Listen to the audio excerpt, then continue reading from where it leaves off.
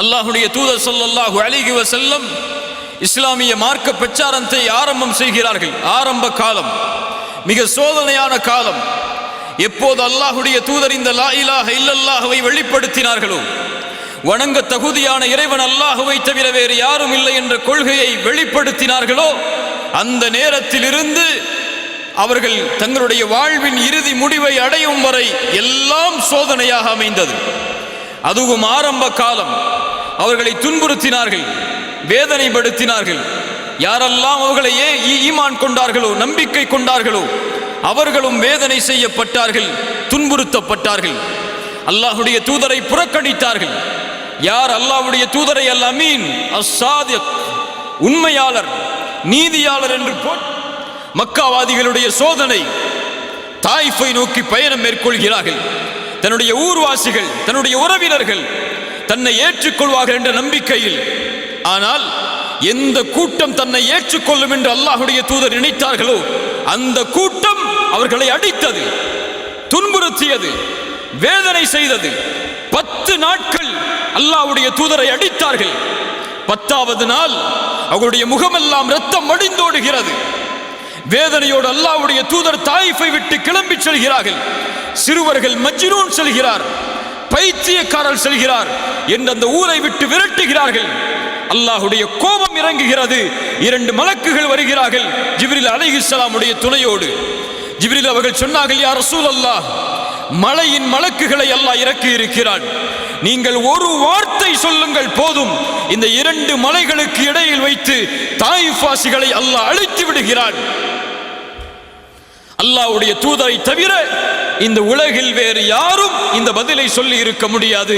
அல்லாஹ்வுடைய தூதர் ஸல்லல்லாஹு அலைஹி வஸல்லம் அவர்கள் சொன்னார்கள், இவர்கள் என்னை ஏற்றுக்கொள்ளாவிட்டாலும் இவர்களுடைய சந்ததியினர் இந்த லா இலாஹ இல்லல்லாஹ்வை நோக்கி வருவார்கள் என்று. தாயிஃபுடைய ஊர் புறக்கணிக்கிறது. மக்காவிற்கு வந்த மாத்திரத்திலேயே மக்காவாசிகள் ரசூலுல்லாஹ்வையும் அவர்களோடு ஈமான் கொண்டவர்களையும் ஷஅபி அபி தாலிப், அபூ தாலிபுடைய பள்ளத்தாக்கில் 2 ஆண்டுகள் ஒதுக்கி வைக்கிறார்கள் ஊரை விட்டு. யாரும் அவர்களோடு பேசக்கூடாது, யாரும் அவர்களோடு வியாபார தொடர்பை வைத்துக் கொள்ளக்கூடாது, யாரும் அவர்களுக்கு உணவை கொடுக்க கூடாது, யாரும் திருமண ஒப்பந்தம் அவர்களோடு செய்யக்கூடாது என்ற நிபந்தனைகளோடு அல்லாஹ்வுடைய தூதரும் தோழர்களும் ஒதுக்கி வைக்கப்படுகிறார்கள்.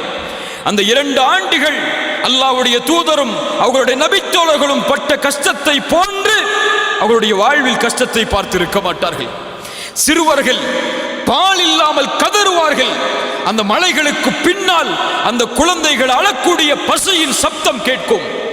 சஹாபாக்கள் இலைதலைகளையும் ஆடுகளின் புழுக்கைகளையும் தங்களுடைய உணவாக சாப்பிட்டார்கள். இப்படி சோதனையின் காலம், கவலைகளால் உள்ளம் நிறைந்த காலம்.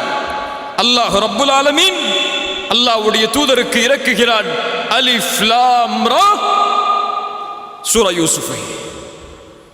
இதோ நபியே, உங்களுடைய கவலைக்கு மருந்தை அல்லாஹ் கொடுக்கிறான். நீங்கள் எப்படி சோதிக்கப்பட்டீர்களோ அது போலவே உங்களுக்கு முன்னால் அனுப்பப்பட்ட அந்த நபியும் சோதிக்கப்பட்டிருக்கிறார். எப்படி அவர் வாழ்வில் தன்னுடைய சோதனையில் வெற்றி கண்டார், படிப்பினை வெற்றி கொள்ளுங்கள். முதலாவது பாடம், எம் வாழ்வை மாற்றக்கூடிய முதலாவது காரியம், அல்லாஹ் சோதிப்பான். இதை உணர்ந்தே ஆக வேண்டும். அல்லதி خلقல் மௌத வல் ஹயாத லியப்லுவக்கும் அய்யுக்கும் அஹ்ஸனு அமலா. அல்லாஹ் வாழ்வையும் மரணத்தையும் படைத்ததன் நோக்கமே உங்களை சோதிப்பதற்காகத்தான். சோதனையிலிருந்து யாரும் விதிவிலக்காக மாட்டார்கள். பாவிகள் மட்டும்தான் இந்த உலகத்தில் சோதிக்கப்படுவார்கள் என்றால் நபிமார்கள் ஏன் சோதிக்கப்பட்டார்கள்? அல்லாஹ்வுடைய தூதர் சொன்னார்கள், இந்த பூமியிலேயே அதிகமாக சோதிக்கப்பட்டவர்கள் நபிமார்கள் தான் என்று. அல்லாஹ் சோதிப்பான். சோதனைக்காகத்தான் இந்த உலகம். சோதனையில் 2 உண்டு. ஒன்று அல்லாஹ் கொடுத்து சோதிப்பான், இன்னொன்று அல்லாஹ் எடுத்து சோதிப்பான். அல்லாஹ்வுடைய விதியை பொறுத்தவரை கொடுப்பதும் சோதனைதான், எடுப்பதும் சோதனைதான். சொல்லுங்கள், அல்லாஹ்வுடைய விதியை பொறுத்தவரை கொடுப்பதும் சோதனைதான், எடுப்பதும் சோதனைதான். ஆழமாக உள்ளத்தில் பதிய வைக்க வேண்டும். அல்லாஹ் கொடுக்கின்ற செல்வம் சோதனை, அல்லாஹ் கொடுக்கின்ற ஏழ்மை அதுவும் சோதனை, அல்லாஹ் கொடுக்கின்ற கண்ணியம் அதுவும் சோதனை, அல்லாஹ் கொடுக்கின்ற இழிவு அதுவும் சோதனை, அல்லாஹ் கொடுக்கின்ற சுகம் அதுவும் சோதனை, அல்லாஹ் கொடுக்கின்ற நோய் அதுவும் சோதனை. இப்படி அல்லாஹ் உலகத்தில் எதை கொடுத்தாலும் எதை எடுத்தாலும் அல்லாஹ்வுடைய பார்வையில் அது சோதனை தான். வம்மல் இன்சானு இதா மப்தலாஹு ஃபஅக்ரமஹு வநஅமஹு ஃபயகூலு ரப்பி அக்ரமன். அல்லாஹ் சொல்கிறான், இந்த மனிதனை அல்லாஹ் சோதித்தால் எதை கொண்டு? கண்ணியத்தை கொண்டு, அருள்கொடைகளை கொண்டு. இந்த மனிதன் சொல்கிறான், ஃபயகூலு ரப்பி அக்ரமன், என் இறைவன் என்னை கண்ணியப்படுத்தி விட்டான் என்று. அதே நேரத்தில் அல்லாஹ் அதே மனிதனை சோதித்தால் ஃபகதர அலைஹி ரிஸ்கஹு, அவனுக்கு கொடுக்கப்பட்ட வாழ்வாதாரத்தை குறைத்து அவன் சொல்கிறான், ஃபயகூலு ரப்பி அஹானன், என் இறைவன் என்னை இழிவுபடுத்தி விட்டான் என்று. சுப்ஹானல்லாஹ். மனிதன் கேட்பதில்லை ஏன் சோதிக்கிறான் என்று. எப்போது? செல்வம் கிடைக்கும் போதோ, கண்ணியம் கிடைக்கும் போதோ, பதவி கிடைக்கும் போதோ, அல்லாஹ் அருட்கொடைகளை கொடுக்கும் போதோ அவன் கேட்க மாட்டான் ஏன் அல்லாஹ் எனக்கு இதை கொடுக்கிறான் என்று. கேட்பானா? கேட்பானா? எப்போது கேட்பான்? காசு குறைந்து விட்டால், சம்பளம் குறைந்து விட்டால், மருத்துவமனையில் அனுமதிக்கப்பட்டு விட்டால், உறவினர் யாராவது மரணித்து விட்டால் அவன் கேட்பான் ஏன் அல்லாஹ் எனக்கு மட்டும் இதை செய்கிறான் என்று. மனிதா, உனக்கு அல்லாஹ் கொடுத்தானே அதுவும் அதுபோல்தான், அல்லாஹ் எடுத்தானே அதுவும் அதுபோல்தான். இந்த இரண்டு நிலையிலும் நீ எப்படி நடக்கிறாய் என்பதை அல்லாஹ் பார்க்க விரும்புகிறான். கொடுக்கும் போது அல்லாஹ்விற்கு நன்றி செலுத்துகிறாயா, எடுக்கும் போதும் அல்லாஹ்விற்கு நன்றி செலுத்துகிறாயா என்று அல்லாஹ் பார்க்க விரும்புகிறான். நபி யூசுப் அலைஹிஸ்ஸலாம் அவர்களுடைய வாழ்வை கவனியுங்கள். எல்லாம் கொடுக்கப்பட்டது நபி யூசுஃபுக்கு ஆரம்ப காலத்தில். யார் அவர்கள்? நபியுடைய மகன், நபியுடைய மகன், நபியுடைய மகன் இப்ராஹிம் அலைஹிஸ்ஸலாம். அவர்களுடைய மகன் யார்? இஸ்ஹாக். அவர்களுடைய மகன் யார்? யாக்கூப். யாக்கூபுடைய மகன் யார்? யூசுப். சுப்ஹானல்லாஹ். அல் கரீம் இப்னு கரீம் இப்னு கரீம் இப்னு அல் கரீம். அல்லாஹ்வுடைய தூதர் சொல்வார்கள், கண்ணியமானவரின் மகன் கண்ணியமானவர், கண்ணியமானவரின் மகன் கண்ணியமானவர், கண்ணியமானவரின் மகன் நபி யூசுப் என்று சொல்வார். நபிமார்களின் வம்சத்தில் பிறக்கிறார். ஒரு நபியின் குழந்தையாக இவ்வளவு பெரிய அருட்கொடை. 11 சகோதரர்கள் தனக்கு. தந்தையின் நேசம் தன் மீது, அழகான குணத்தோடு, அழகோடு. என்ன அழகு! ரசூலுல்லாஹி ஸல்லல்லாஹு அலைஹி வஸல்லம் சொன்னார்கள், மிஅராஜுடைய பயணத்தில் நபி யூசுஃபை நான் பார்த்தேன். அல்லாஹ் அவன் படைத்த அழகில் பாதியை நபி யூசுஃபுக்கு கொடுத்திருந்தான். அவ்வளவு அழகு. அந்த அழகை அல்லாஹ் கொடுத்தான்.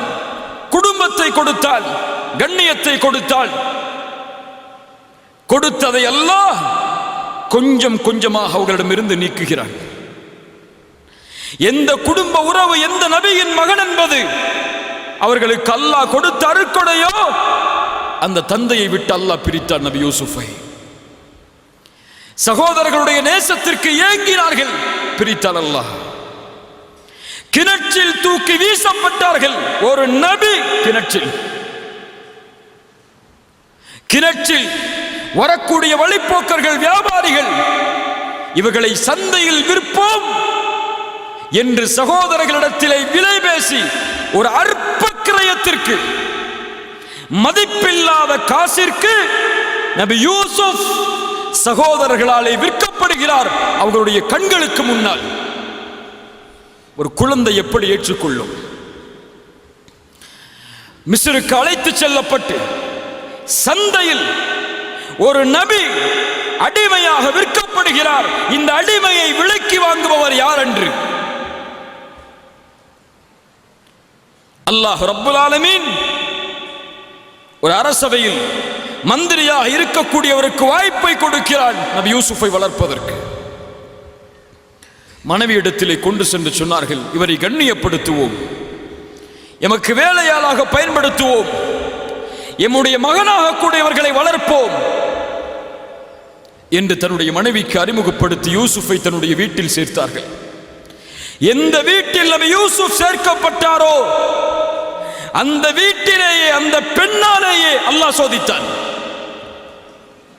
தவறான இச்சைக்காக அழைக்கப்பட்டார். நீண்ட நெடிய சம்பவம்.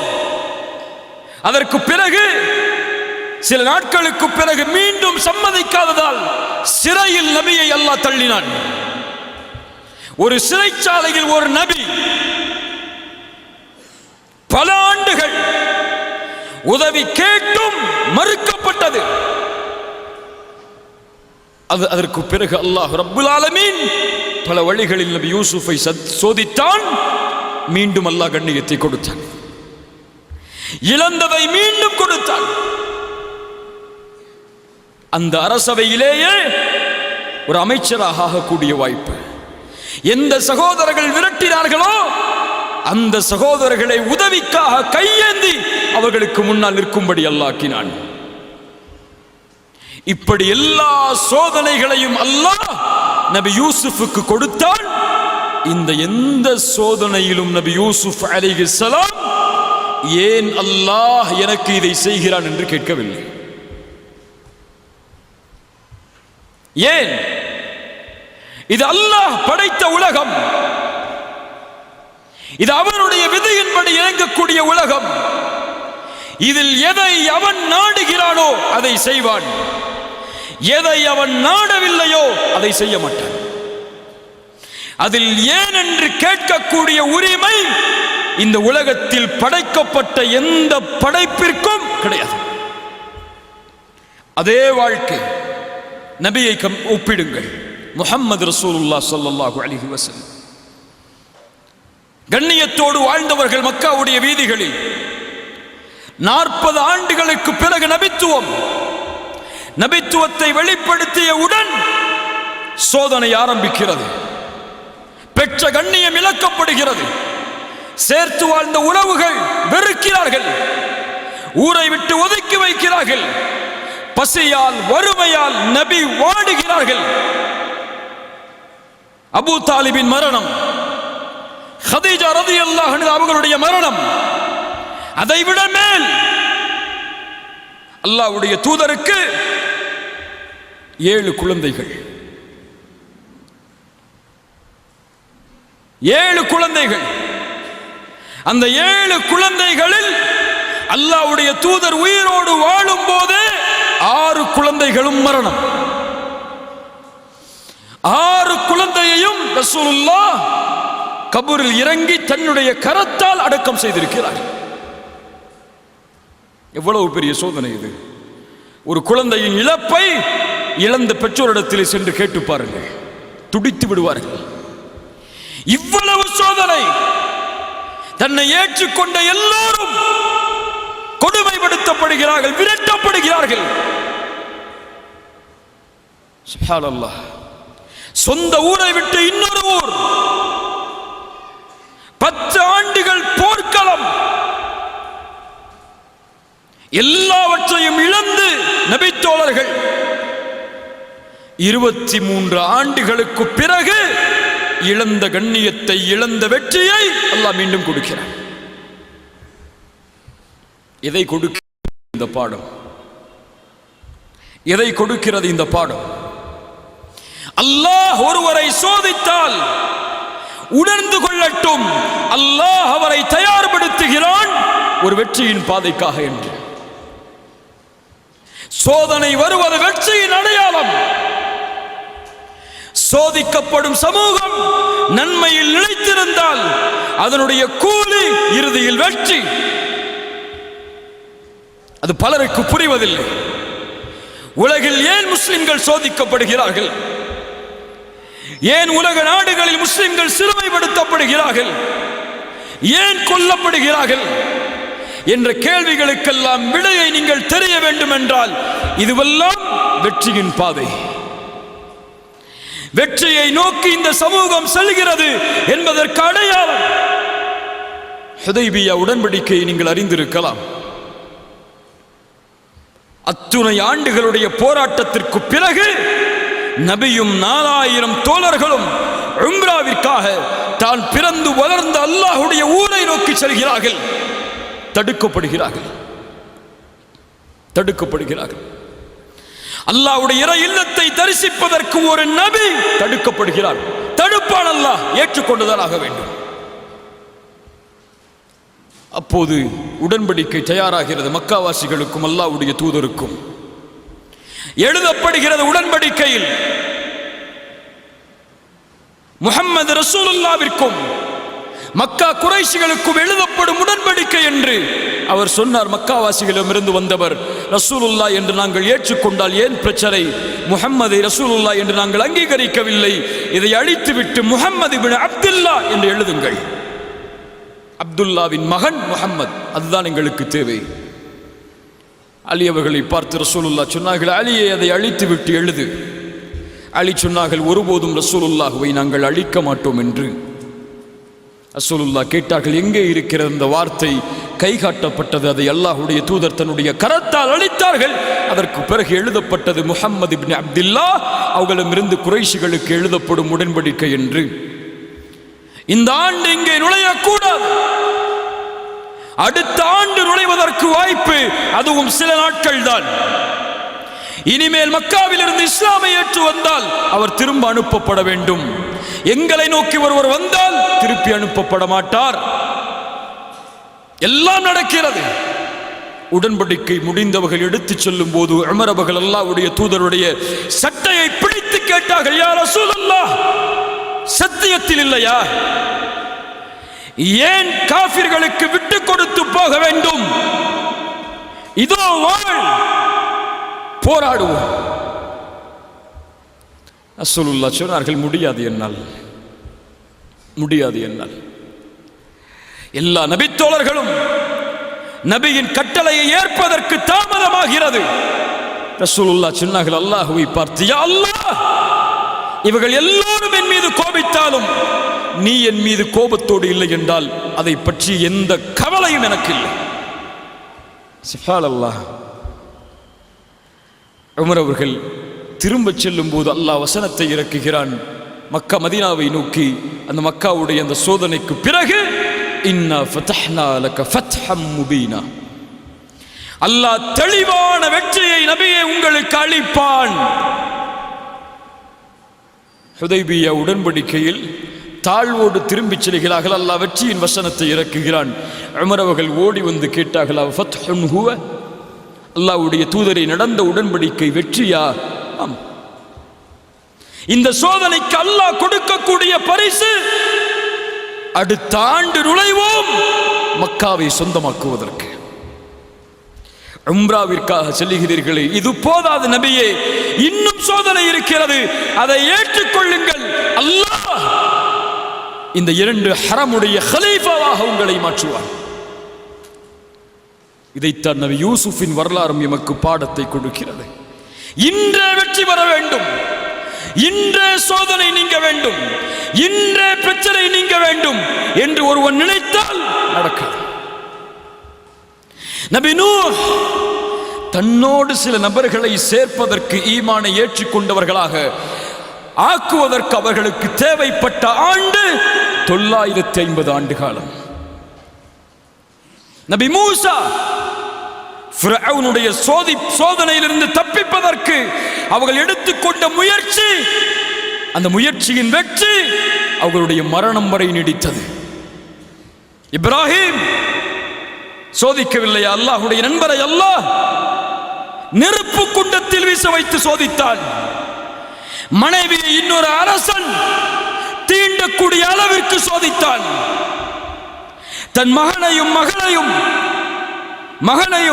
தன் மனைவியையும் மக்காவில் விட்டுவிட்டு திரும்ப வாருங்கள் என்று கட்டளையிட்டான்.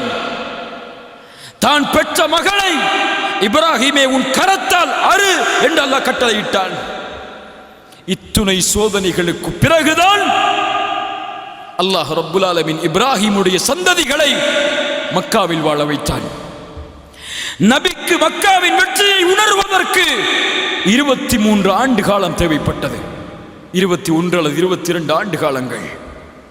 அதுபோல்தான் கண்ணியத்துக்குரியவர்களே, இந்த 20 வயதில் சோதனையா, 24 வயதில் சோதனையா, இந்த வயதில் ஏழ்மையா, இந்த வயதில் எதை தொட்டாலும் வெற்றி இல்லையா? கவலைப்படாதே, முயற்சியில் தொடர்ந்திரு. அல்லாஹ் ரப்புல் ஆலமீன் உனக்கென்று ஒரு நியதியை வைத்திருப்பான். பொறுமையோடு அல்லாஹ்வின் மீது நம்பிக்கை கொண்டிருந்தால், பாவங்களை விட்டு விடுபட்டிருந்தால், நீ எண்ணி பார்க்காத வெற்றியை அல்லாஹ் தருவான். فإن مع العسر يسرا إن مع العسر يسرا. துன்பத்தோடு இன்பம் வரும், நமக்கு தெரியாது. துன்பத்தோடு இன்பம் வரும். அந்த துன்பத்தை சகித்தால், அந்த கதரை ஏற்றுக்கொண்டால், அல்லாஹ்வுடைய விதி, இதை நான் பொருந்திக் கொள்கிறேன், ஆனால் அல்லாஹ் எனக்கு கொடுத்த வாய்ப்பு, முயற்சி, அதை ஒருபோதும் நான் கைவிட மாட்டேன் என்று அவனுடைய பாதையில் நிலைத்திருந்தால் அது போதும் அவனை வெற்றியடைய செய்வதற்கு.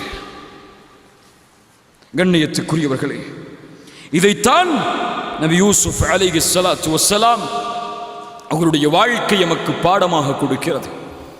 எந்த இன்பம் வந்தாலும், எந்த துன்பம் வந்தாலும் அதை ஏற்றுக்கொண்டு பொறுமையோடு சகித்திருந்து முயற்சியை மட்டும் தொடர்ச்சியாக வைத்துக் கொண்டே இருந்தால் அதுதான் வெற்றியை அடைவதுடைய பாதையை தவிர தோல்விதான் வருகிறது. இனிமேல் நான் முன்னேறி என்ன செய்ய போகிறேன், எனக்கென்று அல்லாஹ் எதை கொடுத்தான், இனிமேல் எதை கொடுக்கப் போகிறான் என்று நம்பிக்கை இழந்து வாழ்பவர்களுக்கு இந்த பாடம் பொருந்தாது. அல்லாஹ் ரப்புல் ஆலமீன் புரியக்கூடிய வாய்ப்பை நமக்கு தருவானாக. இரண்டாவது பாடம், ஆசைகளால் சோதிக்கப்படுவது. இந்த உலகமே ஆசைதான். இன்னமத் துன்யா லஇபுன் வலஹு வஸீனா. உலகம் வீணானது, விளையாட்டானது, அலங்காரமானது. இந்த உலகமே சோதனைதான். ஆசைகளால் நிரப்பப்பட்டது இந்த உலகம். அதிலும் ஒரு ஆசை ஒரு மனிதனை எளிதில் வழிகெடுத்து விடும். அல்லாஹ் அதைத்தான் சொல்கிறான், ஸுய்யின லின்னாஸி ஹுப்புஷ் ஷஹவாத். ஹுப்புஷ் ஷஹவாத் மனிதர்களுக்கு அலங்கரித்து காட்டப்படுகிறது. ஆசைகள் விருப்பமானதாக மனிதர்களுக்கு ஆக்கப்படுகிறது. ஷஹவாத், அதை நேசம் கொள்வது, அதை விரும்புவது அவனுக்கு அழகாக காட்டப்படுகிறது என்று அல்லாஹ் உலக காரியங்களை எண்ணுவதற்கெல்லாம் முதலாவது ஆசை அல்லாஹ் கூறுகிறான், மினன் நிசா. மினன் நிசா. நிசா என்றால் யார்? யார்? யார்? பெண். பெண்ணுடைய ஆசை. நம் குர்துபி ரஹிமஹுல்லாஹ் இந்த வசனத்திற்கு விளக்கம் சொல்லும் பொழுது சொன்னார்கள், ஏன் அல்லாஹ் உலக ஆசையில் பெண்ணை முதலாவதாக ஆக்குகிறான் என்றால், எது இருந்தாலும் எது இல்லை என்றாலும் ஒரு மனிதன் உலக வாழ்வில் திருப்தி அடைய மாட்டான் இந்த உறவை தன்னோடு இணைக்காதவரை. இல்லையா? அல்லாஹ்வுடைய தூதர் அதனால் தான் சொன்னார்கள், எனக்கு பிறகு உங்களை வழிகெடுப்பதற்காக எதையும் நான் விட்டு செல்லவில்லை, பெண்களை தவிர. பனி இஸ்ரவேலர்கள் அழித்ததெல்லாம் பெண்களால் தான். இல்ல மாஷா அல்லாஹ், சாலிஹான முஃமினான ஈமான் கொண்ட பெண்களை தவிர. எக்ஸெப்ஷனை போட்டுப்போம், இல்ல கோச்சுப்பாங்க. மினன் நிசா, பெண்கள் ஆண்களுக்கு ஒரு சோதனை. அல்லாஹ் நபி யூசுஃபை சோதித்தான் இதை கொண்டு. நபி யூசுஃபை சோதித்தவன் என்னையும் உங்களையும் சோதிக்க மாட்டானா? யார் பாரபட்சம் இதில்? எல்லோரையும் அல்லாஹ் சோதிப்பான் இந்த சோதனையை கொண்டு. நபி யூசுஃபை எப்படி அல்லாஹ் சோதிக்கிறான் பாருங்கள். தன்னை அரவணைத்தவர், தன்னை வளர்த்தவர், வார்த்தெடுத்தவர், அடைக்கலம் கொடுத்தவர், தன்னை தாய் என்று மகன் என்று அறிமுகப்படுத்தியவர் தன்னுடைய மனைவியிடத்திலே.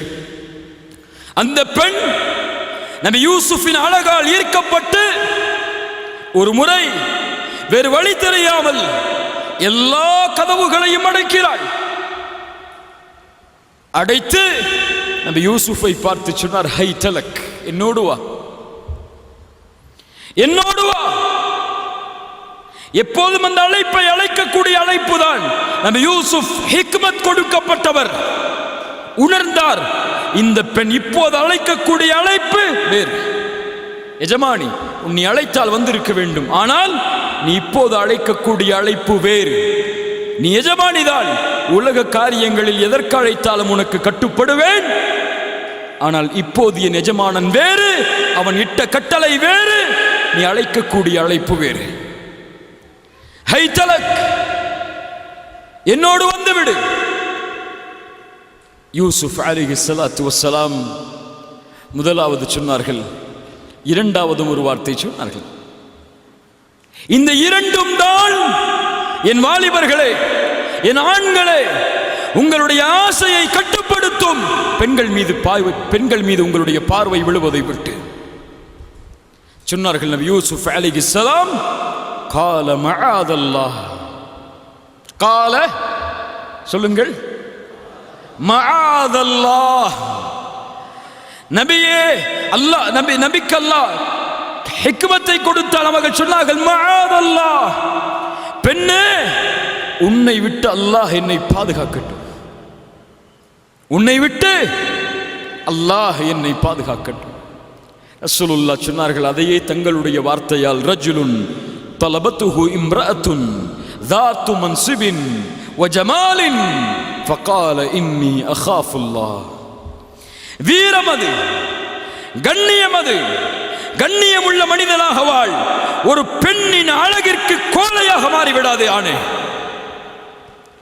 உன் கண்ணியம் அதில் இருக்கிறது, உன் வீரம் அதில் இருக்கிறது, உன் ஆண்மை அதில் இருக்கிறது. பார்க்கும் பெண்களை எல்லாம் பார்ப்பதோ, கவர்ந்திருக்கும் பெண்களிடத்தில் எல்லாம் பழகுவதோ, அவர்களிடத்தில் தன்னுடைய இச்சையை தீர்ப்பதோ அழகா, ஆண்மையா, கண்ணியமா, வீரமா? அது கோலை. வீரன் யார்? கால மஆதல்லாஹ். வீரன் யார்? அழகுள்ள, குடும்பமுள்ள ஒரு பெண் தன்னை தவறான இச்சைக்கு அழைக்கும் போது, அது முதலாவதாக இருந்தாலும் இறுதிக்காக இருந்தாலும். முதலாவதுனா எதுக்கு? முதலாவதுனா எதுக்கு? ஹாய் ஹவார் யூன்னு பேச ஆரம்பித்தாலும் சரி, அல்லது கடைசியில் கொண்டு போய் உங்களை விட்டாலும் சரி, அவர் சொல்லுவார், இன்னி அகாஃபுல்லாஹ், அல்லாஹுவை பயந்தவன் நான். என் நண்பனுடைய பார்வையிலிருந்து மறைக்கலாம், என் பெற்றோருடைய பார்வையிலிருந்து மறைக்கலாம், என் உறவினருடைய பார்வையிலிருந்து மறைக்கலாம், என் ரப்புடைய பார்வையிலிருந்து எப்படி மறைப்பேன்? இன்னி அகாஃபுல்லாஹ், அவனை பயப்படுகிறேன் நான் என்று சொல்லக்கூடியவனுக்கு, இந்த வீரனுக்கு, இந்த கண்ணியம் உள்ளவனுக்கு நாளை மறுமையில் அல்லாஹ் அர்ஷின் நிழலை அளிப்பான். ரசூலுல்லாஹ் சொன்னார்கள், கால மஆதல்லாஹ். ரெண்டு வார்த்தை சொன்ன, என்ன வார்த்தைலாம்? மஆதல்லாஹ், இன்னி அகாஃபுல்லாஹ். அல்லாஹ் உன்னை விட்டு என்னை பாதுகாக்கட்டும், நான் அல்லாஹ்வை பயந்தவன். அடுத்து சொன்னார்கள் நபி யூசுப் அலைஹிஸ்ஸலாம், இன்னஹு ரப்பி அஹ்ஸன மத்வாய இன்னஹு லா யுஃப்லிஹு ظالمون. என் எஜமானன், என் கண்ணியன் எனக்கு கண்ணியத்தோடு வாழ்வை தந்திருக்கிறான். ஒருபோதும் அநீதம் இழைப்பவர்கள் வெற்றி பெற மாட்டார்கள். எஜமானர் என்று யாரை சொல்கிறார்கள்? அறிஞர்கள் விளக்கம் சொன்னார்கள், எஜமானர் என்று சொன்னது அந்த அமைச்சரை.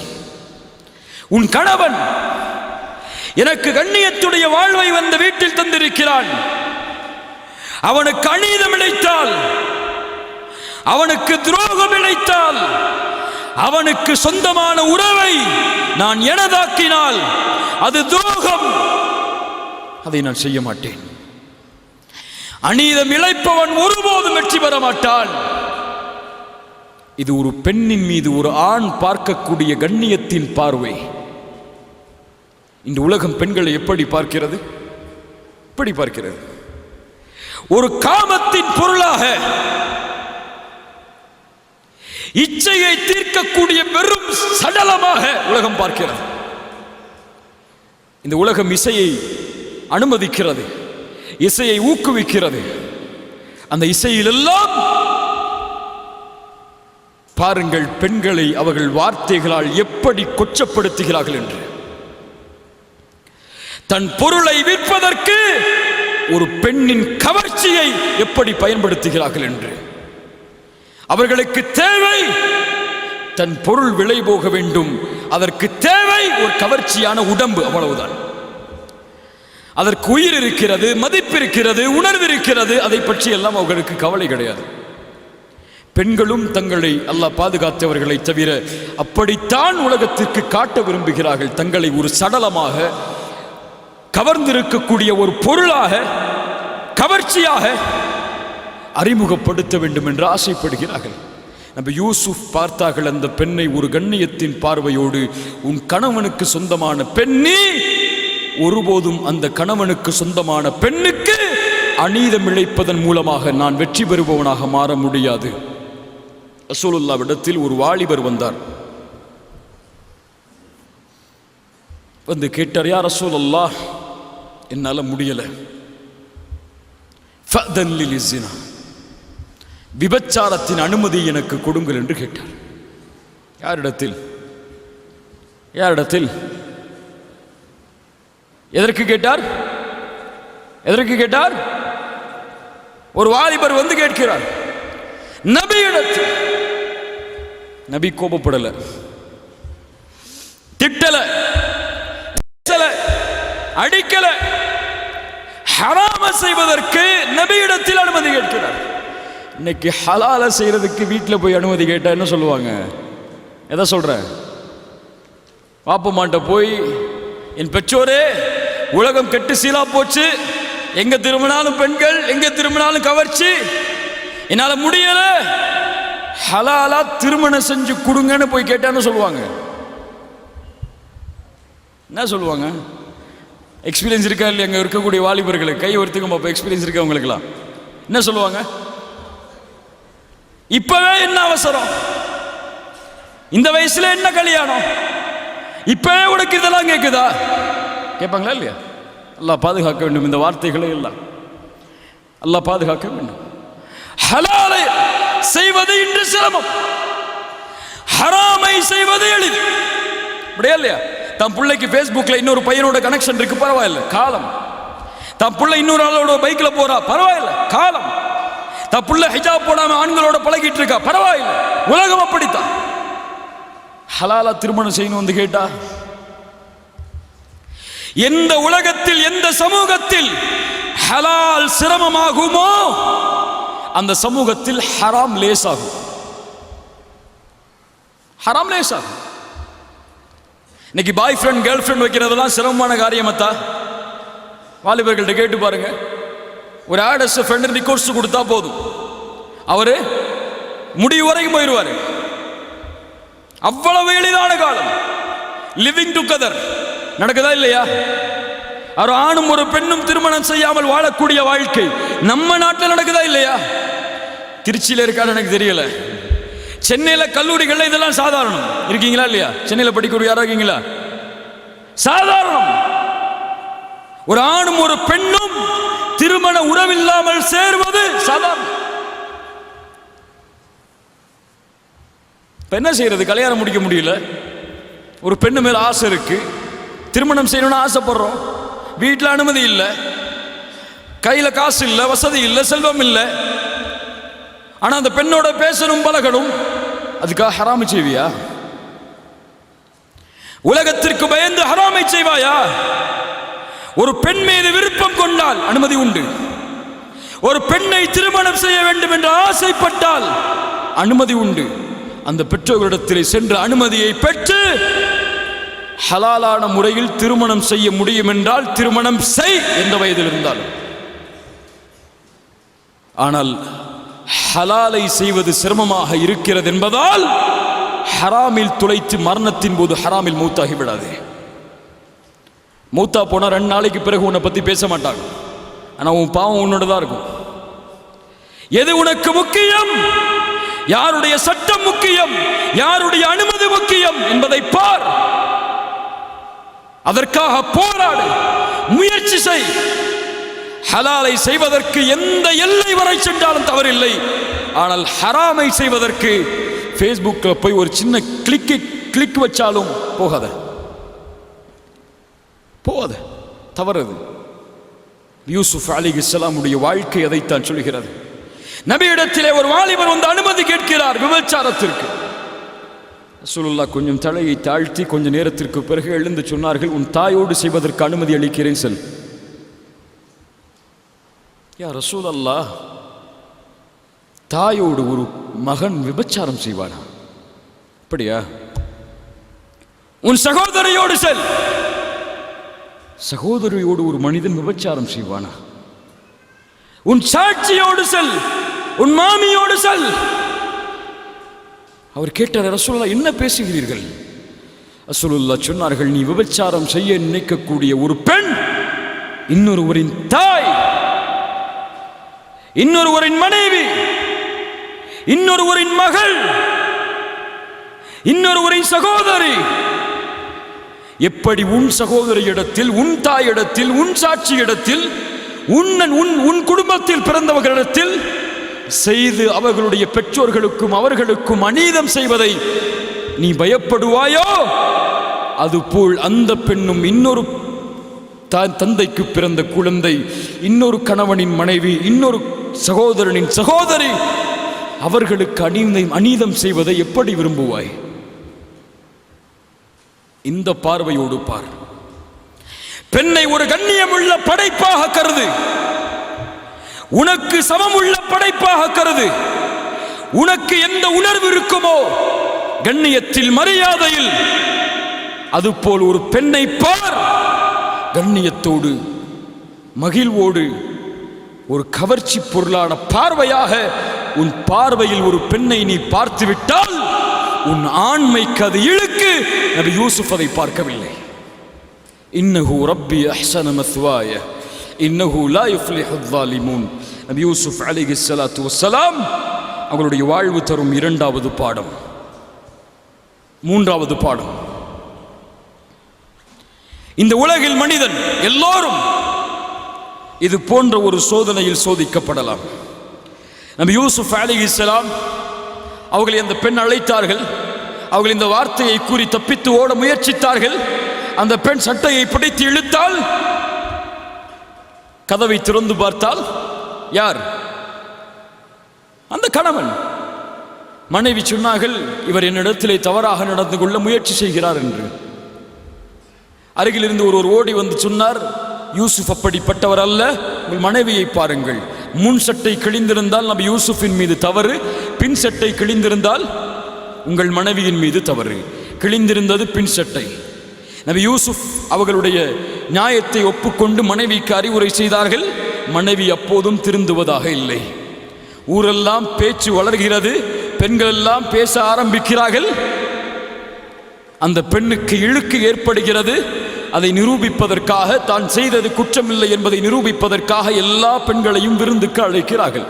அழைத்து கையில் ஒரு பழம், ஒரு கத்தி கொடுக்கப்படுகிறது.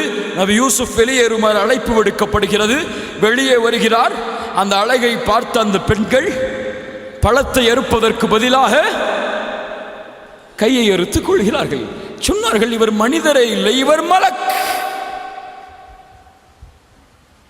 புரிந்ததா உங்களுக்கு இவரின் மீது எனக்கு ஏன் ஈர்ப்பு ஏற்பட்டதென்று? நபி யூசுஃபே, இப்போதும் உன்னை அழைக்கிறேன். அந்த பெண்களும் சொன்னார்கள், நபி யூசுஃபே, இந்த பெண்ணோடு நீ சேர்ந்து விடு என்று. எல்லோருடைய அழைப்பும் ஒன்றுதான், அந்த பெண்ணோடு நபி யூசுப் சேர்வது. அந்த பெண் சொன்னார்கள், நபி யூசுஃபே, இதற்கு நீ கட்டுப்படவில்லை என்றால் வஇல்லம் யஃஅல் மா அம்ருஹு லயுஸ்ஜனன்ன வலயகூனம் மினஸ் சாகிரீன். உன்னை சிறைச்சாலையில் அடைத்து சிறுமைப்படுத்தி விடுவேன். எச்சரிக்கை ஒருபுறம், ஹராமிற்கான அழைப்பு ஒருபுறம். இப்படி ஒரு சோதனை வரும் வாழ்க்கையில். அல்லாஹ் அனுமதித்தது ஒருபுறம் இருக்கும், அல்லாஹ் தடுத்தது இன்னொரு புறம் இருக்கும். அல்லாஹ் தடுத்ததை ஏற்றுக்கொள்வது எளிதாக நேரும், அல்லாஹ் அனுமதித்ததை ஏற்றுக்கொள்வது சிரமமாக மாறக்கூடிய ஒரு சூழ்நிலை உருவாகும். உதாரணமாக ஒரு கல்லூரியில் சேருவீர்கள். அங்கே சொல்லப்படும், இந்த கல்லூரியில் படித்தால் ஜும்ஆ தொழுக வாய்ப்பு கிடையாது என்று. ஜும்ஆ ஒரு புறம் இருக்கும், கல்லூரியில் சேர்ந்து படிப்பது இன்னொரு புறம் நிற்கும். ஒரு கல்லூரியில் சேர்ந்து படித்தால் ஹிஜாப் அணிய அனுமதி இல்லை என்று சொல்லப்படும். ஹிஜாப் அணியாமல் இருப்பது ஒரு புறம் நிற்கும், கல்லூரியில் சேர்ந்து படிப்பது இன்னொரு புறம் நிற்கும். இவரை திருமணம் செய்தால் வரதட்சணை கொடுத்தால் தான் திருமணம் செய்து கொடுக்க முடியும் என்ற நிலைமை வரும். வரதட்சணை கொடுப்பது ஒரு புறம் நிற்கும், என் பெண்ணுக்கு திருமணம் செய்வது இன்னொரு புறம் நிற்கும். இப்படி வாழ்வில் அல்லாஹ்வுடைய சட்டமும் அல்லாஹ் தடுத்ததும் எதிர்த்துறவங்களில் எல்லா நிலையிலும் மாறும். இதை செய்தால் லாபம், ஆனால் வட்டி உண்டு. இதை செய்தால் வட்டி இல்லை, ஆனால் லாபம் இல்லை என்ற நிலை வரும். இங்கே வியாபாரம் செய்தால், தொழில் செய்தால் வட்டி இணைக்கப்படும், ஆனால் பெரிய நிறுவனம். இங்கே வேலை செய்தால் சாதாரண தொழில்தான், குறைவான சம்பளம், நிறுவனமும் சரியில்லாத நிறுவனம். எதை தேர்ந்தெடுப்பது வாழ்க்கையில்? அதே சோதனை நபி யூசுஃபுக்கும். ஹராமை தேர்ந்தெடுப்பதா, ஹலாலில் இன்பம் காண்பதா? அல்லாஹ்வை அழைக்கிறார் நபி யூசுப். ரப்பி, என் இறைவா, அஸ்ஸிஜ்னு அஹப்பு இலைய மிம்மா யதுஊனனி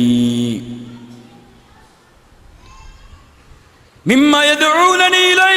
யா அல்லாஹ், சிறைச்சாலை மேலானது இவர்கள் அழைக்கக்கூடிய இந்த அழைப்பை விடவெல்லாம். எதை தேர்ந்தெடுத்தால் நபி யூசுப்? ஒரு பெண்ணோடு இணைவதை விட எனக்கு மேலானது ஹலாலான வாழ்க்கை. ஒரு பெண்ணோடு பேசி பழகுவதை விட எனக்கு தேவை ஹலாலான வாழ்க்கை. ஏன்? அதைத்தான் என்னை படைத்தவன் விரும்புவான். அஸ்ஸிஜ் அஹப்பு இலைய மிம்மா யதுஊனனி இலை. யா அல்லாஹ், நீ என்னை பாதுகாக்கவில்லை என்றால், நீ என்னை இந்த சூழ்ச்சியிலிருந்து தப்பிக்க விடவில்லை என்றால், நான் அறிவீனர்களில் ஒருவனாக மாறியிருப்பேன். அல்லாஹ் பதிலளித்தான். ஃபஸ்தஜாப லஹு ரப்புஹ். அவருடைய இறைவன் அந்த அழைப்பை ஏற்றுக்கொண்டான். எதை ஏற்றுக்கொண்டான்? எதை ஏற்றுக்கொண்டான்? நபியே, சிறைச்சாலை வேண்டும் என்று கேட்கிறீரே, இது உண்மையா பொய்யா? அல்லாஹ் பார்க்கணும், சோதிக்கணும். நபியே ஏற்றுக்கொண்டான். அந்த பெண் உன்னை சிறைச்சாலையில் தள்ளுவாள். நபி யூசுப், ஏற்றுக்கொள். சுப்ஹானல்லாஹ், சுப்ஹானல்லாஹ். கண்ணியத்துக்குரியவர்களை, நபி சிறைச்சாலையில் அடைக்கப்பட்டார். பல ஆண்டுகள் அந்த பெண்ணின் மூலமாக சிறைச்சாலையில் சிறுமைப்பட்டு நபி யூசுப் வாழ்ந்தார். இதே தேர்ந்தெடுப்பை நான் என் வாழ்க்கையில் தேர்ந்தெடுப்பேனா? ஜும்ஆ தொழுகையா, கல்லூரியா? தொழுகையுடைய நிறுவனமா, கல்லூரியா? தொழுகையும் கல்லூரியும் எதில் இருக்கிறதோ அது போதும். ஹிஜாபும் கல்வியும் எதில் இருக்கிறதோ அது போதும்.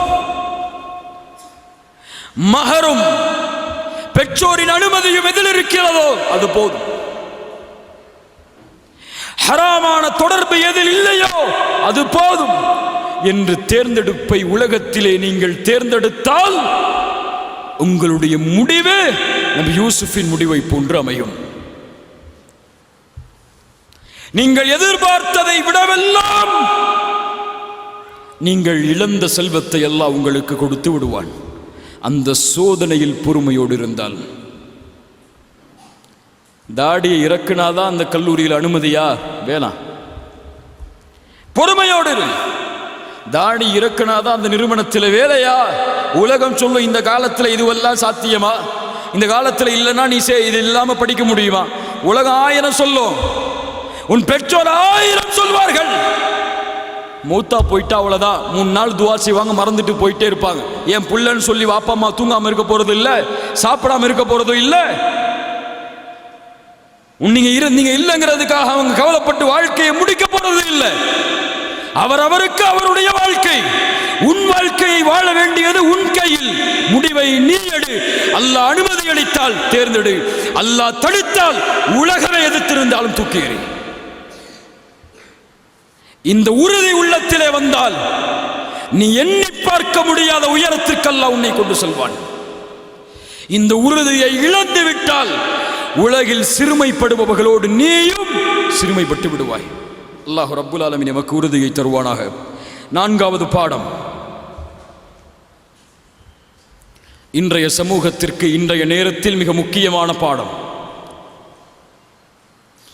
நபி யூசுப் எல்லா வழிகளிலும் சோதிக்கப்பட்டார். எல்லா வழிகளிலும் அவர் சோதிக்கப்பட்டாலும் எந்த வழியிலும் அவருடைய குணம் மாறவில்லை. எது மாறவில்லை? எது மாறவில்லை? அவருடைய குணம் மாறவில்லை.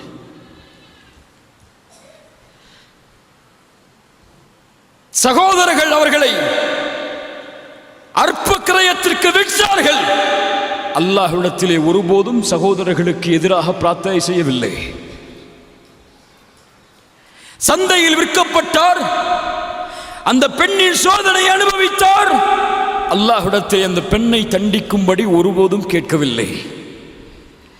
சிறைச்சாலையில் அடைக்கப்பட்டார். கனவுக்கு விளக்கத்திற்காக 2 பேர் வருகிறார்கள். நம்ம யூசுஃபே 2 கனவு கண்டோம், அதற்கு விளக்கத்தை சொல்லுகிறார்கள். அதை சொல்லும் பொழுது யூசுஃபை பார்த்து சொன்னார்கள், இன்னா நராக மினல் முஹ்சினீன், உன்னை நல்லவர்களில் ஒருவராக நாங்கள் பார்க்கிறோம் யூசுஃபை என்று சொன்னார்கள். சிறைச்சாலையில் சோதனை அடைக்கப்பட்டாலும் இன்னா நராக மினல் முஹ்சினீன், உன்னை நல்லவர்களில் ஒருவனாக நாங்கள் பார்க்கிறோம். இதே வார்த்தையை இன்னொரு கூட்டமும் சொன்னது நபி யூசுஃபை பார்த்து அலைஹிஸ்ஸலாம். எங்கே தெரியுமா? அரசவையில் அமைச்சராக அமைக்கப்பட்டதற்கு பிறகு அரசன் கனவு காண்கிறான் ஒரு பொருளாதார நெருக்கடியை பற்றி. அதை யூசுப் அலைஹிஸ்ஸலாம் விளக்கம் கொடுக்கிறார்கள். அந்த பொருளாதாரத்தை நிர்வகிக்கக்கூடிய பொறுப்பை நபி யூசுஃபுக்கு கொடுத்து நீயே பார்த்துக்கொண்டு சொல்கிறார் அரசர். பக்கத்தில் ஊரில் இருக்கக்கூடியவர்கள் இந்த ஊருக்கு வந்து வறுமை வரும்போது, பஞ்சம் வரும்போது உணவை வேண்டி வந்து நிற்கிறார்கள். உணவை பிரித்து கொடுக்கக்கூடிய பொறுப்பு யாரிடத்தில் இருக்கிறது? உணவை கேட்டு வருபவர்கள் யார்? யார் யார் தன்னை விரட்டினார்களோ அவர்கள்.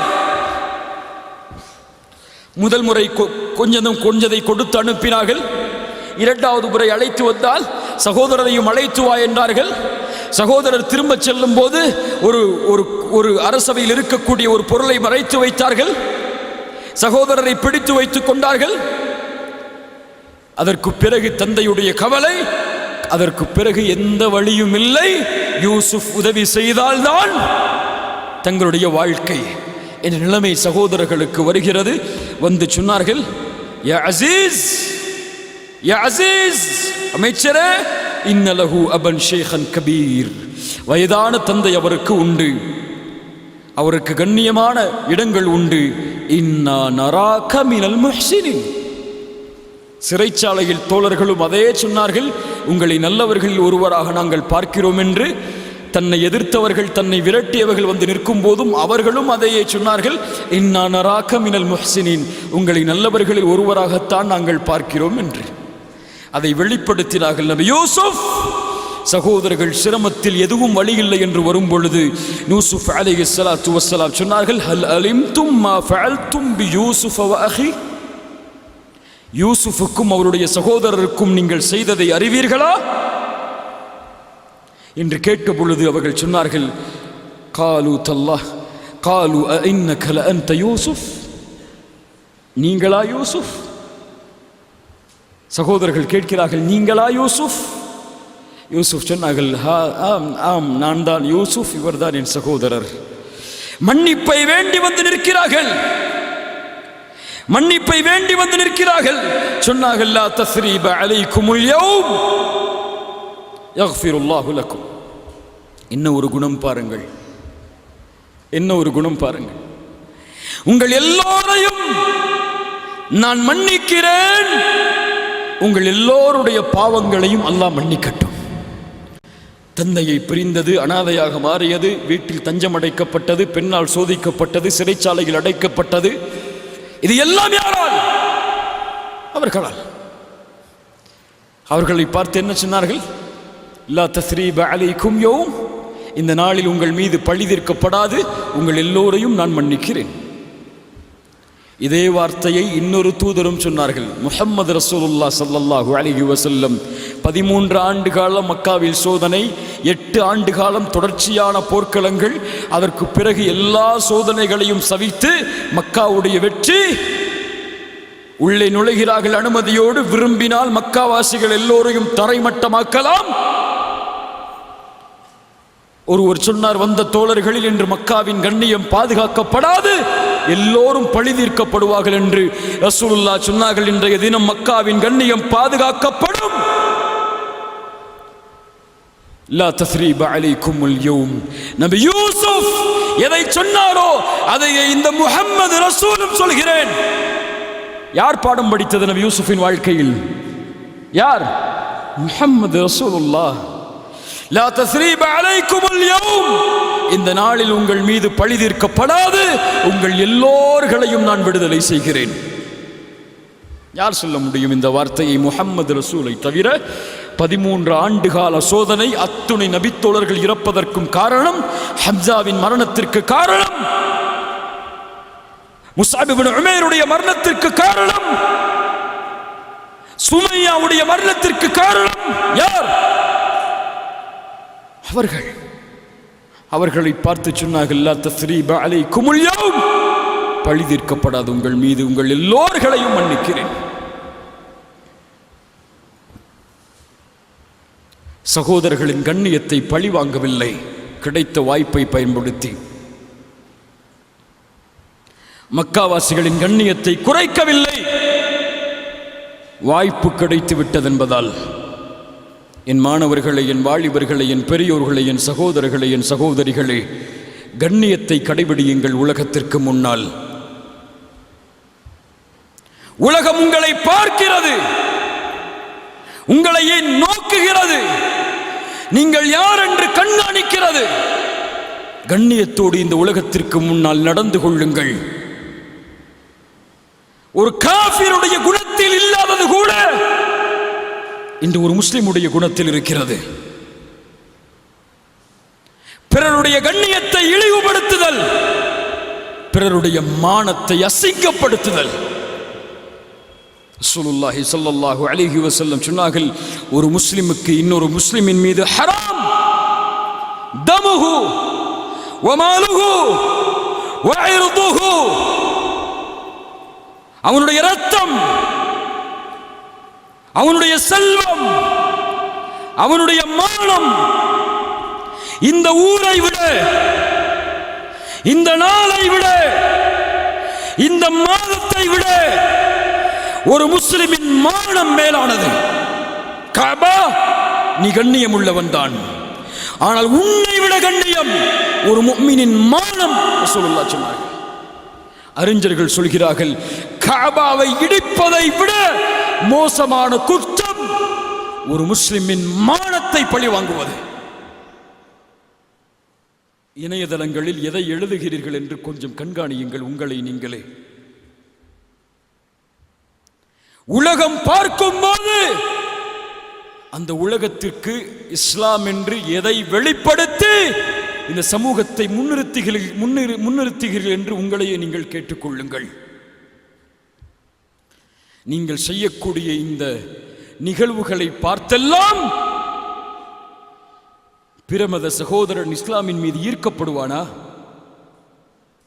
ஒருவன் நீங்கள் செய்யக்கூடிய செயல்பாடுகளை எல்லாம் பார்த்து இந்த மார்க்கத்தை விரும்பி ஏற்றுக்கொள்வானா? நான் எதை சொல்கிறேன் என்று உங்களுக்கு தெரியும், இந்த உலகத்திலே இதை கேட்கக்கூடிய எல்லோருக்கும் தெரியும். உங்களுக்குள் ஒரு பிரச்சனை என்றால் அதை உங்களுக்குள் பேசி தீர்த்து முடித்துக் கொள்ளுங்கள். இந்த உலகம் உங்களை எதிர்பார்க்கவில்லை. நீங்கள் ஒன்றும் இந்த முஸ்லிம் சமூகத்தை ஆளக்கூடிய கலீஃபாக்கள் அல்ல. உங்கள் குழுவில் உள்ள ஒருவர் தவறு செய்தால் அவரை தண்டியுங்கள், எதை வேண்டுமானாலும் செய்யுங்கள், அதற்கு உங்களுக்கு உரிமை உண்டு. ஆனால் அவரின் மானம் எங்களுக்கு முக்கியம். ஒரு முஸ்லிமின் மானம் வீணடிக்கப்படும் போது இன்னொரு முஸ்லிம் அதை பார்த்து ரசித்துக் கொண்டிருக்க மாட்டான். ரசூலுல்லாஹ் சொன்னார்கள், மன் ரத்த இர்த அஹி, ஒரு சகோதரனின் மானம் பங்கம் விளைவிக்கப்படும் போது யார் அதை விட்டு திரும்புவானோ அல்லாஹ் அவனுடைய முகத்தை நரகத்திலிருந்து திருப்பி விடுவான் என்று. அல்லாஹு அக்பர். ஆனால் அதை பார்ப்பதற்கு உலகம் எதிர்பார்க்கிறது. அதை பற்றி பேசுவதற்கு நம்முடைய நாவுகளுக்கு இனிமையாக இருக்கிறது. பிறர் அசிங்கப்படும் போது, பிறரை பற்றி பேசப்படும் போது அதை கேட்டு இன்பம் கொண்டு நம்முடைய நண்பர்களோடு அதை கலந்து கொள்வதற்கு, அதை ஷேர் செய்வதற்கு, கமெண்ட் செய்வதற்கு, அந்த லைவை பார்ப்பதற்கு நம்முடைய உள்ளமெல்லாம் துடிக்கிறது. ஏன்? பிறருடைய மானத்தை வெளிப்படுத்துவதை பார்க்க வேண்டும் என்ற ஆசையா? இந்த எண்ணம் இருந்தால் ரசூலுல்லாஹ் சொன்னார்கள், யார் ஒருவன் தன் சகோதரனின் குறையை துருவி துருவி தேடுவானோ அவனுடைய குடும்பத்தார்களுக்கு மத்தியிலேயே அல்லாஹ் இழிவுபடுத்துவான். பிறருடைய மானத்தில் விளையாடாதீர்கள். ஒரு முஸ்லிமின் மானம் கண்ணியமானது, மதிப்பானது. ரசூலுல்லாஹ் தன்னுடைய ஒட்டகத்தின் மானம் ஒரு முறை கீழே விழும் பொழுது சொன்னார்கள், என் ஒட்டகத்தின் குணம் இதுவல்ல, இதை பற்றி இப்படி பேசாதீர்கள். யானை படையை தடுத்தவன் தான் இதையும் தடுத்திருக்கிறான் என்று சொன்னார்கள். அல்லாஹ் மன்னிப்பான். யாருடைய மானத்தை பற்றியும் எம்முடைய நாவுகள் பேச வேண்டாம். நாவை கட்டுப்படுத்துங்கள் வாலிபர்களே.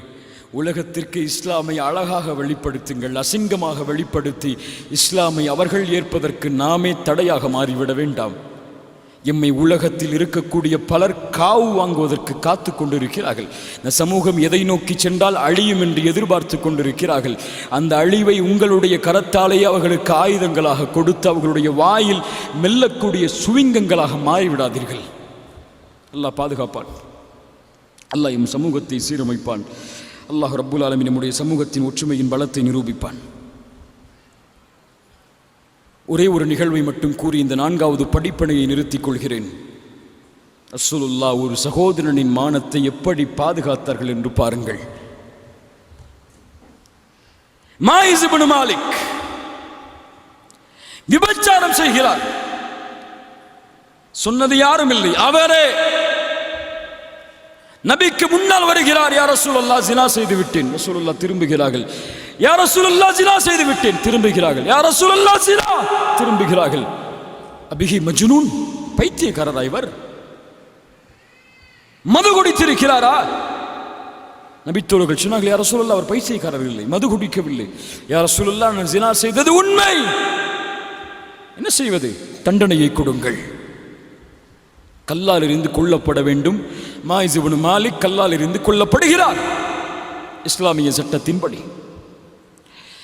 அந்த ஜனாசா மாறி நிற்கும் போது 2 தோழர்கள் பேசிக்கொள்கிறார்கள். உந்துர் இலா ஹாதல்லதி, இந்த மனிதனை பார், அல்லாஹ் மறைத்தான் இவருடைய பாவத்தை, ஆனால் இவருடைய நஃப்ஸ் அதை வெளிப்படுத்துவதிலிருந்து தடுக்காமல் அல்லாஹ் மறைத்ததை இவரே வெளிப்படுத்தி, ஒரு இந்த வார்த்தை சொல்லக்கூடாது, அது செத்து கிடப்பதை போன்று செத்து கிடக்கிறாரே என்று சொன்னார்கள். நபித்தோழர்களில் 2 ரசூலுல்லாஹ்வுடைய காதில் அது விழுகிறது. கொஞ்ச நேரம் கழித்து ரசூலுல்லாஹ் கொஞ்சம் இடத்தை கடந்து செல்கிறார்கள். அங்கே அழுகி மக்கி போன கழுதை செத்து கிடக்கிறது. குடல் எல்லாம் வெளியே வந்து ரசூலுல்லாஹி ஸல்லல்லாஹு அலைஹி வஸல்லம் அந்த நேரத்தில் கேட்டார்கள், ஐன ஃபுலான் வ ஃபுலான், இன்னார் மனிதர், இந்த மனிதர் எங்கே? அந்த நபித்தோழரை பற்றி பேசிய அந்த 2 எங்கே? அழைத்து வரப்பட்டார்கள். ரசூலுல்லாஹ் சொன்னார்கள், இறங்குங்கள், இந்த குழியில் இந்த கழுதையை சாப்பிடுங்கள் என்று சொன்னார்கள். நபி இந்த கழுதையை சாப்பிடுவார்களா? யார் சாப்பிடுவார்கள்? ரசூலுல்லாஹ் சொன்னார்கள், ஒரு சகோதரனின் மானத்தை நீங்கள் பேசியதை விட இந்த கழுதையை சாப்பிடுவது சமம் என்று சொன்னார்கள். யாரின் வழித்தோன்றர்கள் நாம் எல்லாம்? இந்த நபியின் வழித்தொண்டர்கள் இல்லையா, சுன்னாவெல்லாம் கையை கட்டுவதிலும் கைகளை அசைப்பதிலும் தலையில் எது போடுவது எது போடக்கூடாது என்று முடிவெடுப்பதிலும் தராவீஹ் எத்தனை என்று சண்டை போடுவதில் மட்டும்தான் நபியின் சுன்னாவா? குணத்திலெல்லாம் யாரை பின்பற்றப் போகிறோம்? அபூஜகலையும் அபூ சுஃபியானையுமா? அல்லாஹ் பாதுகாப்பானா. நபி கற்றுக் கொடுத்த ஒழுக்கம் என் ஒழுக்கம். என் வாலிபர்களை உறுதியேறுங்கள், என் வார்த்தையில் கண்ணியம் இருக்கும், என் நாவில் கண்ணியம் இருக்கும், என் செயல் தீனாக வெளிப்படும் என்று. அதுதான் அழகு. இந்த உலகில் இந்த உண்மையான மார்க்கம் புதைந்திருக்கக்கூடிய அழகை என் வாழ்க்கையில் வெளிப்படுத்தி இருந்தால் எம்மோடு வாழக்கூடிய யாரும் எம்முடைய வழிக்கு வராமல் இருந்திருக்க மாட்டார்கள். அல்லாஹ் எம்மை சீர்படுத்துவானாக. இறுதியான 5வது பாடம். வாழ்வின் இறுதி எல்லைக்கு நபி யூசுப் வருகிறார். இழந்ததெல்லாம் கிடைத்து விடுகிறது. 11 நட்சத்திரங்கள், ஒரு சூரியன், சந்திரன் சஜிதா செய்வதாக கனவு கண்டேன். அந்த 11 பேரும் அழைத்து வரப்பட்டு, அவர்களுடைய பெற்றோர்களும் அழைத்து வரப்பட்டு எல்லோரும் அவர்களுக்கு சுஜூது செய்தார்கள். கனவு முழுமையானது. வாழ்வின் இறுதி எல்லை. நபி யூசுப் அல்லாஹ்விடத்திலே தனக்காக ஒரு பிரார்த்தனையை முன்வைக்கப் போகிறாள்.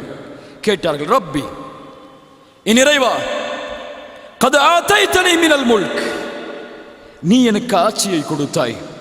இந்த ஆட்சி உன்னால் கொடுக்கப்பட்டது, என்னால் எடுக்கப்பட்டதல்ல. நீ கொடுத்தாய் இந்த ஆட்சியை. வஅல்லம்தனி மின் தஅவீலில் அஹாதீஸ், கனவுடைய விளக்கத்தை நீ கற்றுக் கொடுத்தாய் இறைவா. நீ கொடுத்த இல்ம் இது, நீ கொடுத்த ஆட்சி இது. நான் சம்பாதித்ததல்ல, நான் தேடிச் சென்றதும் அல்ல. ஃபாத்திரஸ் ஸமாவாத்தி வல் அர்த், வானம் பூமிகளை படைத்தவன் நீ, இயக்குபவன் நீ.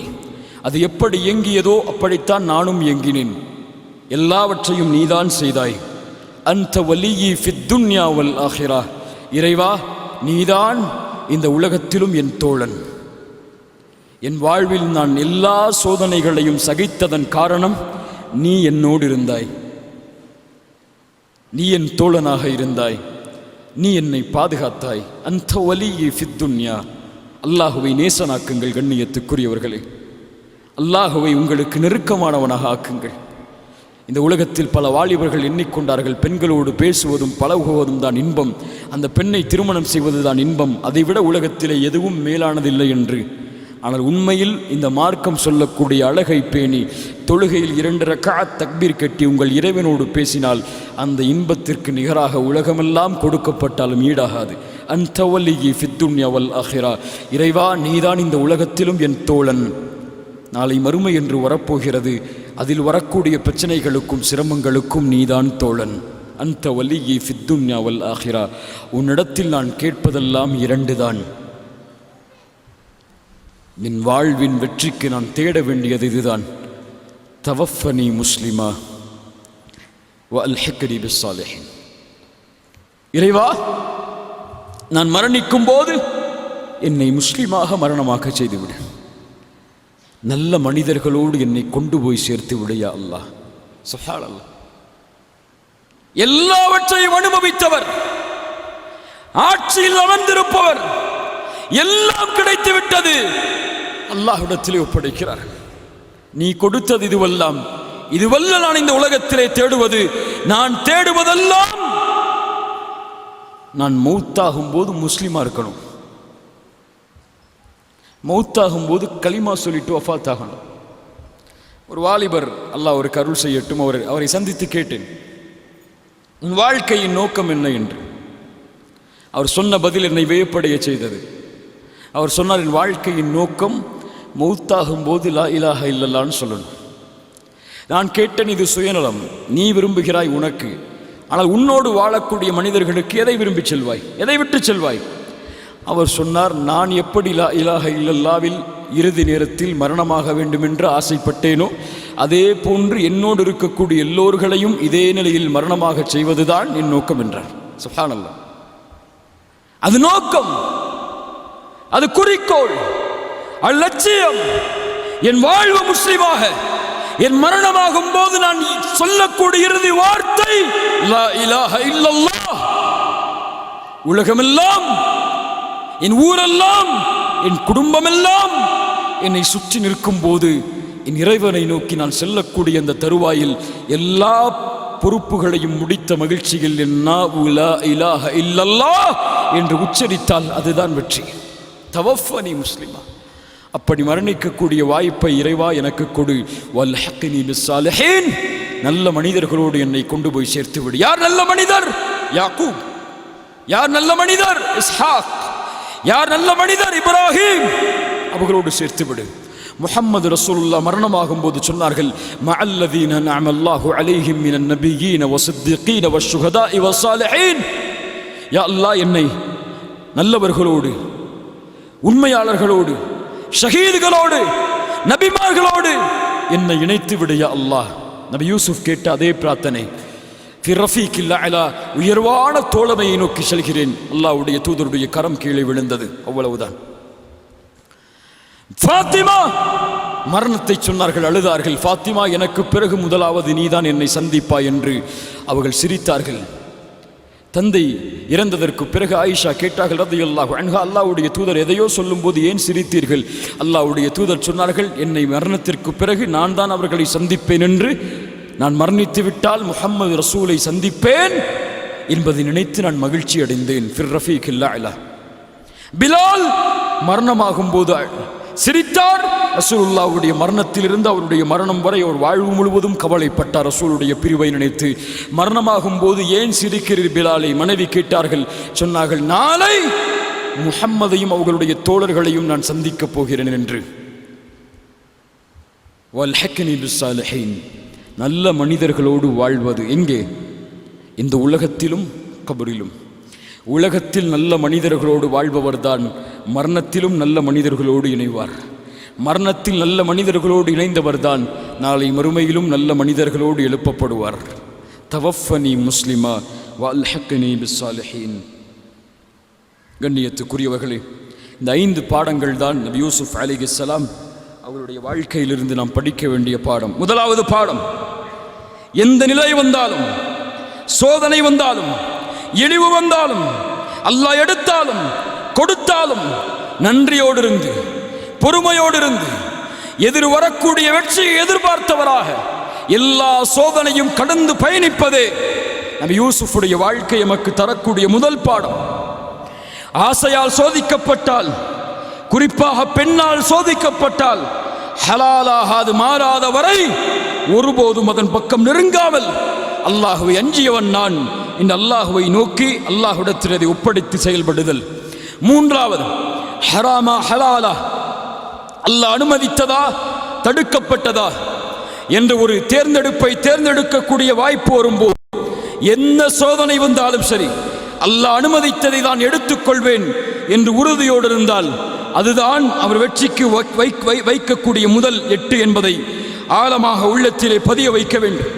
நான்காவது, எந்த நிலையில் மாறினாலும், எப்படிப்பட்ட பொறுப்பு எம்மிடத்திலே வந்தாலும், எந்த கண்ணியத்தில் வந்தாலும், எந்த பதவி வந்தாலும், எல்லா நிலையிலும் ஒரே குணத்தோடு உலக மனிதர்களிடத்தில் நடந்து கொண்டு அல்லாஹுடைய பொருத்தத்தை தேடுதலே நபி யூசுஃபுடைய வாழ்வு தரக்கூடிய 4வது பாடம்.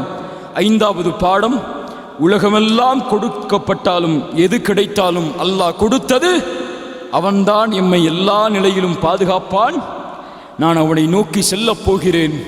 செல்லும் பொழுது எனக்கு 2 தேவை உண்டு. ஒன்று முஸ்லிமாக மரணிப்பது, நல்ல மனிதர்களோடு நாளை மறுமையில் வாழ்வது. அதற்கான தேர்ந்தெடுப்போடு இந்த உலகத்திலே எஞ்சி இருக்கக்கூடிய நாட்களை நகர்த்துவது. இதுதான் யூசுப் அலைஹிஸ்ஸலாத்து வஸ்ஸலாம் அவர்களுடைய வாழ்க்கை எமக்கு தரக்கூடிய பாடம். அல்லாஹ் இதை புரிந்து கொள்ளக்கூடிய வாய்ப்பை எமக்கு தருவானாக. அல்லாஹ் இந்த சூறாவை நேசிக்கக்கூடிய வாய்ப்பை நீ அதிகம் படித்து எம்முடைய குழந்தைகளுக்கு, எம்முடைய நண்பர்களுக்கு இதை அறிவிக்கக்கூடிய வாய்ப்பை எமக்கு தருவானாக. இன்ஷா படிப்பீங்களா?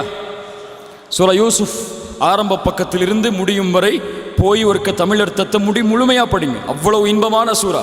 அரபி தெரிந்தால் அந்த இன்பத்தை உணர்வதை போன்று வேறு இன்பத்தை உணர முடியாது. அவ்வளவு அழகான வார்த்தையால் அல்லாஹ்வால் அமைக்கப்பட்ட முழு சூறாவும் ஒரு வரலாற்றை சொல்லக்கூடிய ஒரே தனிச்சிறப்பை பெற்ற சூரா யூசுப். நெருக்கமாகுங்கள் இந்த சூறாவோடு, சிந்தியுங்கள் இந்த சூறாவை. இன்னும் ஏராளமான, இன்னும் 100கணக்கான படிப்பினைகளை யூசுப் அலைஹிஸ்ஸலாம் அவங்களுடைய வாழ்வின் ஒவ்வொரு அசைவிலிருந்தும் பெற்றுக்கொள்ளலாம். மேலே சொன்னதெல்லாம் சில துணுக்குகள் தான். அல்லாஹ் ரப்புல் ஆலமீன் நாம் கற்ற இல்மை எம்முடைய வாழ்வில் செயல்படுத்தக்கூடிய வாய்ப்பை அல்லாஹ் எமக்கு தருவானாக. அல்லாஹ் எப்படி இந்த இடத்திலே எம்மை ஒன்று சேர்த்தாலோ அதுபோன்று அல்லாஹ் எம்மை ஜன்னத்துல் ஃபிர்தௌஸில், அதிலும் குறிப்பாக அல்லாஹுடைய தூதர் முஹம்மது ரசூலுல்லாஹ் ஸல்லல்லாஹு அலைஹி வஸல்லம் அவர்களோடும் அவர்களுடைய தோழர்களோடும் அல்லாஹ் எம்மை ஒன்று சேர்ப்பானாக. ஜஸாக்குமுல்லாஹு கைர். பாரக்கல்லாஹு ஃபீக்கும். அகூலு கௌலி ஹாதா அஸ்தக்ஃபிருல்லாஹ லீ வலக்கும்.